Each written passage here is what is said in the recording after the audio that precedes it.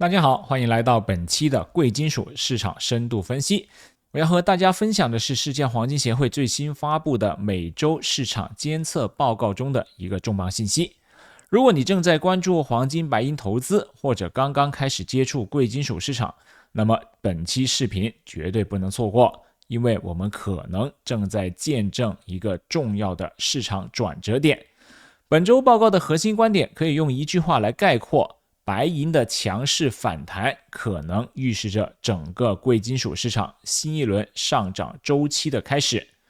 让我们先看几个关键的重要数据。黄金上周上涨了 1.2%， 价格达到每盎司5053美元，年初至今涨幅已经扩大到 16%， 但真正的明星是白银，上周暴涨 9.34%。这不是普通的反弹，更重要的是，根据报告第2页和第7页的历史统计数据，当白银持仓处于当前这个水平的时候，未来3个月出现正收益的概率高达 72%，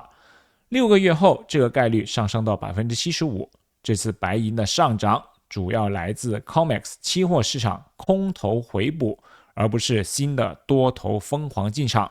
这种健康的上涨结构往往更具持续性。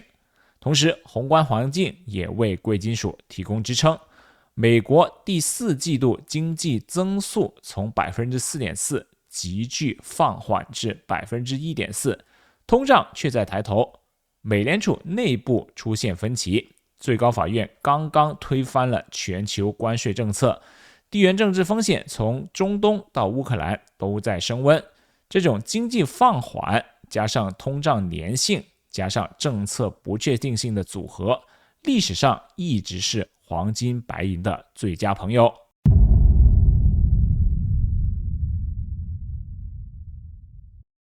大家好，欢迎来到浩投资的频道，我是孙浩。现在让我们深入解读报告中的关键数据和图表，看看市场到底发生了什么变化。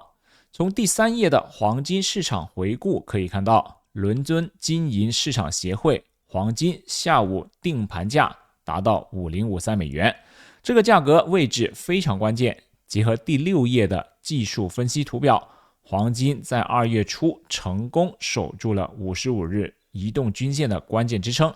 这条均线目前位于4661美元附近。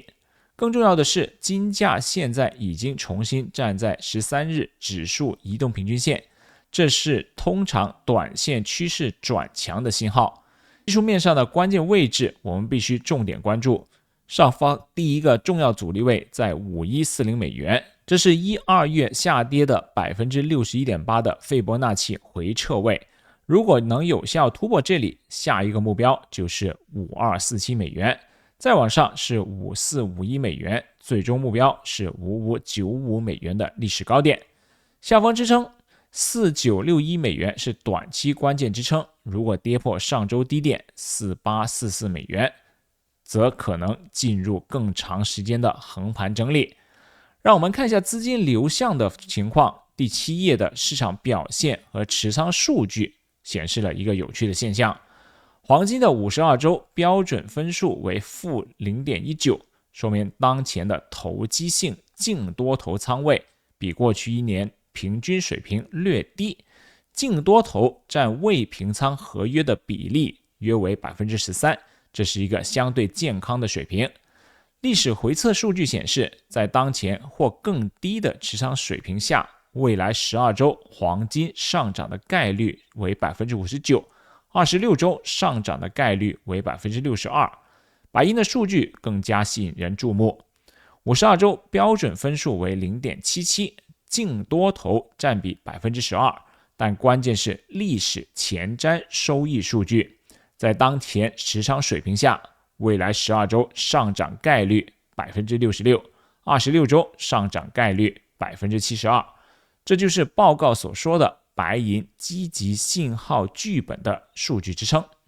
从第10页的 COMEX 持仓构成图可以看到，资金管理者净多头持仓 298.77 吨，其他类别净多头 182.06 吨，总净多头持仓 480.83 吨。第18页的详细持仓数据显示，截至2月17日，资金管理者净多头仓位为 298.8 吨，价值约467亿美元，比前一周增加了 9.4 吨。这说明聪明钱正在重新回到做多黄金的队伍中。第11页的黄金回报归因模型 GRAM 帮助我们理解价格驱动的因素。虽然全球黄金 ETF 流入收窄，从第19页、第20页的 ETF 流量图可以看到资金流入放缓，甚至小幅流出，但黄金期权隐含波动率上升，交易员看涨压注增强，为金价贡献了 1.7% 的涨幅。地缘政治风险和贸易不确定性也提供了额外的支撑。让我们分析影响黄金的关键宏观因素。第12页的美元指数周线图显示，美元虽然近期反弹，但未能维持对2011年以来长期上升趋势线的突破，目前被55日和200日移动平均线压制在 98.07 和 98.44 下方。只要美元保持在 98.44 以下，这种强势就被视为修正性和暂时性的，对黄金构成利好。第13页的10年期美国实际收益率分析显示，收益率从高位稳步下降，目前关键的技术支撑在 1.66 到 1.60 区间。实际收益率的下降直接降低了持有黄金的机会成本，这是黄金的重大利好因素。第14页的2年期国债收益率也在关键的支持位 3.37 到 3.29 附近徘徊，一旦跌破将暗示更长期的降息周期。第15页的比特币技术分析为我们提供了一个有趣的对比，比特币从高位暴跌，跌破74425美元关键支撑，目前在60033美元附近震荡。第16页的关键数据汇总表显示，比特币的9周 RSI 仅为 21.97%， 处于超卖状态，但技术形态显示这更像是下跌趋势中的暂时整理。相比之下，黄金的9周 RSI 为 79.74%， 虽然处于超买区间，但上升趋势依然没有变。第21页的黄金市场交易量数据则显示，成交量保持在相对稳定的水平，说明市场流动性良好。这一轮上涨伴随着温和的成交量放大，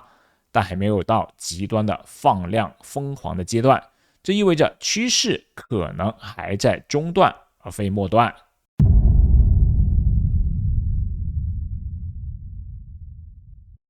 接下来我们看一下这周需要重点关注的市场事件和可能的影响。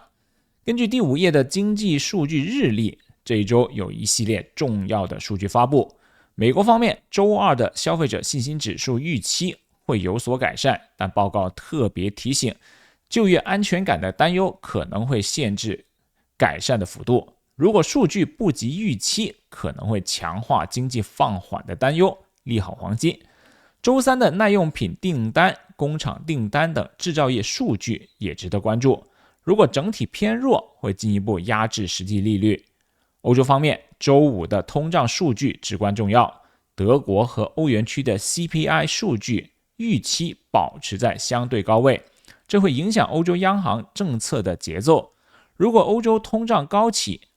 欧洲央行偏鹰派，欧元获得支撑，会从货币对比角度削弱美元强势，间接利多黄金。亚洲市场方面，中国的贷款市场报价利率预计维持不变，但市场普遍预期不久后会降息，这对稳定经济和支持本地黄金需求都有帮助。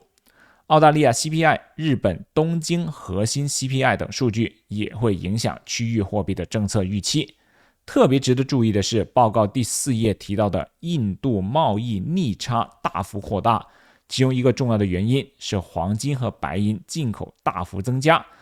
这为贵金属提供了实体需求的支撑。地缘政治方面，报告第3页特别强调了风险重新升温，美国与伊朗谈判的同时，向中东派遣了2023年以来最大规模的军事力量。俄乌冲突也在一边谈判一边继续军事行动。